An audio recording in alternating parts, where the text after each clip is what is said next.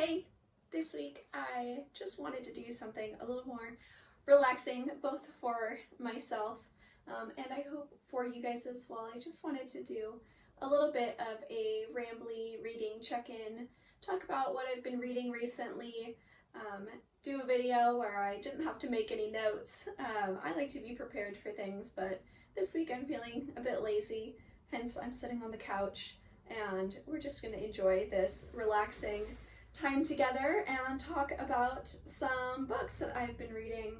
I'll start with some books that I finished in the last week. I first read Learning to Fly by Steph Davis. This is a rock climbing memoir, which is my main hobby, only really other hobby currently than reading. So this was something that I've been wanting to get to whenever I see a memoir or, a book about the sport or someone's personal experience, especially a woman. I'm very interested, and Steph was someone that I was familiar with already. She is a very strong climber and is known for her free solo ascents and has since gotten very into skydiving and base jumping, and wingsuiting is where she spends most of her time now with sports. So this was really great. It was kind of a hard read. I find I have such a sensitivity to reading these memoirs about climbers and their personal experiences because there's usually a lot of struggle. In Steph's story here, she is focused on a very specific time in her life, shortly after her and her husband Dean Potter's divorce, when she got very into, like I mentioned, skydiving, base jumping, free solo, and eventually wingsuiting.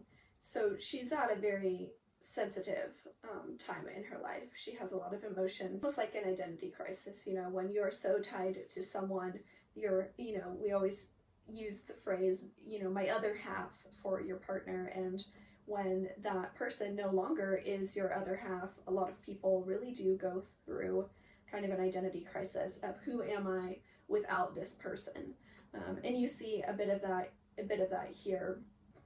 Steph also talks about her relationship with Mario, who is the man that she falls in love with after Dean, and really encourages her in her pursuit of doing some free solo, base jumping, like kind of combo experiences where she will free solo a desert tower in Moab and then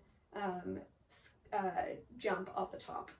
So it was really sweet to see her and Mario's relationship blossom and how he encouraged her in her pursuits. And very sadly, shortly after this book was published, Mario died in a wingsuiting accident that Steph was there for in Europe. There is an additional afterword in this edition that I read that does speak on Mario's death. He died just a couple months after the book was published, so she then added an additional chapter talking about that, and that was very emotional to read. Probably something that you might only be interested in if you are into climbing or skydiving or base jumping or free soloing, but yeah, something that I got to this week. I also did finish The Right to Sex by Amia Srinivasan. This is an essay collection. It just came out in 2021, and it is, The Right to Sex, Feminism in the 21st Century. So contemporary analysis of the feminist movement, and specifically in its relation to sex. And so this was very interesting. There was a lot mentioned in here. She is very well researched, and she presents her research very well. She covers a lot of different historical movements and people in the feminist movement, kind of critiques, I mean, she really critiques everybody in here. She kind of goes after everyone, and she lays out her arguments very clearly, and I appreciate that. And I also think that her approach is especially relevant in that it is so nuanced. She doesn't just condemn people along the line for having maybe a, now we see as maybe a dated approach to feminist topics. She approaches everyone with this nuanced analysis of where things were then, what things were in consideration, and where we are today, and the current topics that are under discussion. And I was able to really just kind of expand my reading list from this book. I wrote down a ton of references that I now want to read. A lot of these things are things that I was familiar with already, but again, I think would just further my own understanding of the feminist movement, especially some of these older texts where I haven't read the texts. I haven't read Judith Butler. I haven't read Andrea Dworkin. I haven't read Catherine McKinnon. While I'm familiar with their arguments and kind of their place in the feminist movement, I would really like to read the primary texts. I really was able to create a good list of stuff to go back to from this book. Always Look on the Bright Side of Life, a sorta biography by Eric Idle. This was gifted to me by a friend a long time ago, and I got around to reading it after much pressure, and I really didn't like this book. I'm sorry to say. I thought it was really bad. Eric Idle was part of the Monty Python crew. So he's an actor, a comedian, a performer, and this, as he titled it, a sorta biography. It's really, not much of a biography. It's really just a list of all of the people that he knows, celebrities, the places they went, and the things they did, but not in any kind of an interesting way or with any reflection, it felt like. Of course, there's some comedy in here. That's his whole thing, but I found that nearly all of the jokes in this book were at the expense of women, which was really just kind of gross and not funny, dude. So, and it's not like this is old. This came out in 2018. This was disappointing. Can't wait to talk about it with Mark, who gave it to me. I'd really love to go at it with him over this, because I did not like it, hated it. On to some better stuff. I read Sister Spit, Writings, Rants, and Reminiscences from the Road, edited by Michelle T. So there's a bunch of people in here, and this is really just a fun collection of all sorts of things. There's short stories, there's poetry, there is fiction, there is diaries, there are comics, there's even, just a mix of all sorts of things. We have like an illustrated page and text, different things like that, from people who were all involved with Sister Spit, which was kind of a poetry reading tour performance pieces put on by Michelle T. and others, and they traveled across the United States and Europe. I was introduced to Michelle T. last year by reading Against Memoir and then reading Knocking Myself Up, and she's hilarious. She really makes you laugh, and so many of her crew, the Sister Spit crew, also really make you laugh. Some pieces were stronger than others, but overall just a very fun piece, and was such a fun find to come across, because I don't know where else I would have read this book. They don't have anything by Michelle tea at my local library. I've never seen her stuff in a used bookstore before. It just so happened that this was there one day when I was visiting family in Santa Cruz, so that was a real treat. I'm glad that I got to it. I will also mention some things that I continued in this week. I haven't talked about this book yet, but I've been reading it for months, and that is James Baldwin's The Price of the Ticket collected nonfiction from 1948 to 1985. This is a huge, honking book. It's giant and very long, and I've been reading it, for months, just a little bit, usually in the morning. It's also not a very comfortable book to read.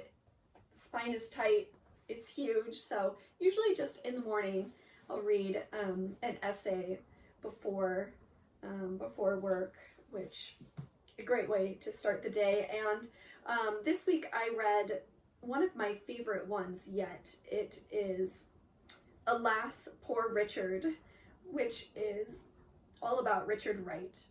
And Richard Wright is mentioned in a lot of Baldwin essays.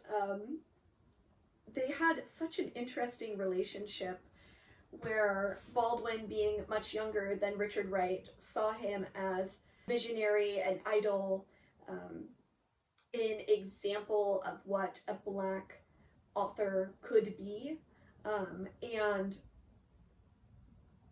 as Baldwin ages and grows up and eventually, is rubbing shoulders with Richard Wright, moving in the same circles, and his works are now being talked about as well, Baldwin is quite critical of Wright, and Wright is critical of Baldwin. They have this very interesting, tenuous relationship, both so full of respect for one another, but also very, very serious criticisms of each other's work. Alas, Poor Richard was written after Richard Wright's death and is just solely focused on Baldwin's reflecting on Richard Wright and his work and his role in Black literature, and just literature in general.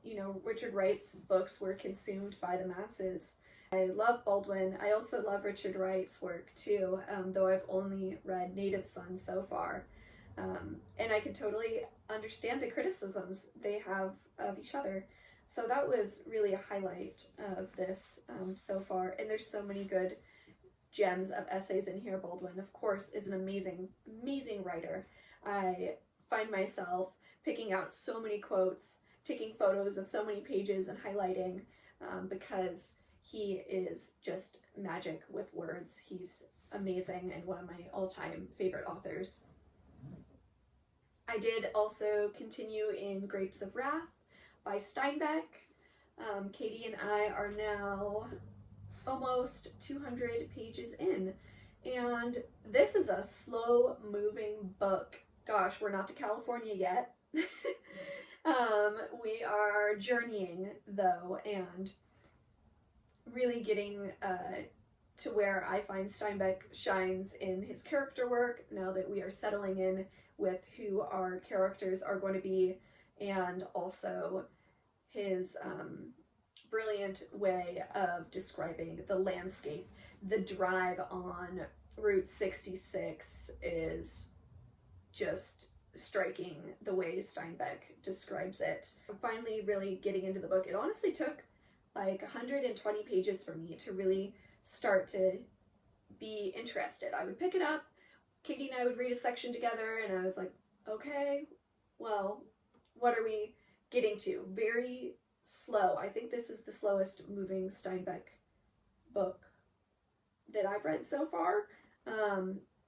And yeah, I'd be curious how other people felt when reading this. Did you get into it right away?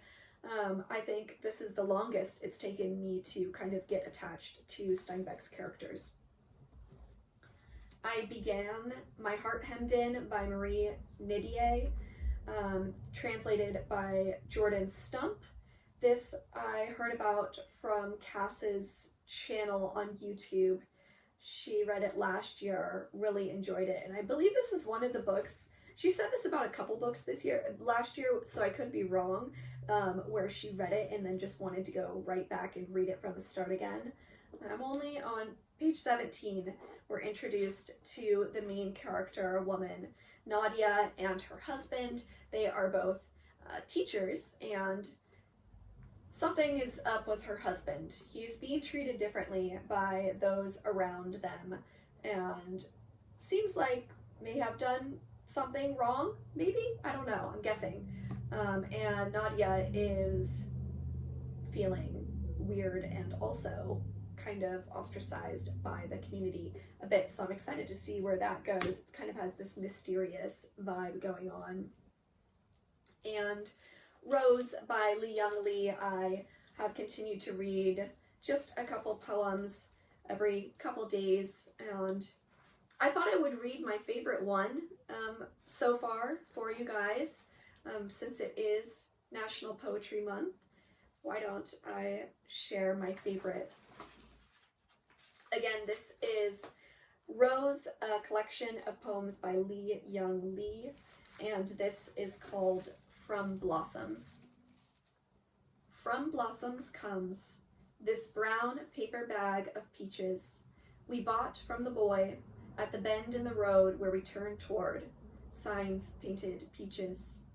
From laden bows, from hands, from sweet fellowship in the bins comes nectar at the roadside, succulent. Peaches we devour, dusty skin and all, comes the familiar dust of summer, dust we eat. Oh, to take what we love inside, to carry within us an orchard to eat. Not only the skin, but the shade, not only the sugar, but the days, to hold the fruit in our hands, adore it, then bite into the round jubilance of peach. There are days we live as if death were nowhere in the background, from joy to joy to joy, from wing to wing, from blossom to impossible blossom, to sweet, impossible blossom. This has been my favorite poem from the collection so far, and I do think I'm really getting on with it. So far, from what I can tell, Li-Young Lee's father is really just a recurring figure in his poetry, and I can tell that his father certainly had a great impact on his life, and it seems like they had a bit of a complex relationship as well. I love things like that. I love reading about complex family relationships, and I am finding a lot of beauty in these poems so far, so excited to be reading this during National Poetry Month and enjoying it. It was also National Library Week. It still is when I'm filming this, but I think it will be last week once it is posted. I did go to the library and pick up some more books. I'll just go through these library books pretty quickly as I haven't gotten into them yet, but I'll just let you know why I picked them up and what they are. I have The Nightingale by Kristin. Hannah, this is on the recommendation of my friend Isa. I know this is such a well-loved book, and I feel a little nervous. I feel like I don't know, I might not like it. I'm not sure, but we'll find out. I have this huge collection, 3 stories by Toni Morrison, Song of Solomon, Tar Baby, and Sula. I've already read Song of Solomon, and that is my favorite Toni Morrison yet, but I picked this up because I want to read Sula this year.